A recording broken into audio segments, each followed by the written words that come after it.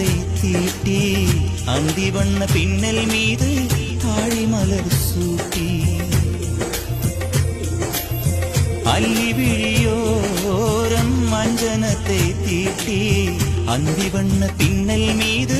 தாழை மலர் சூட்டி ஆதி முதல் அந்தம் ஆவரணம் கூட்டி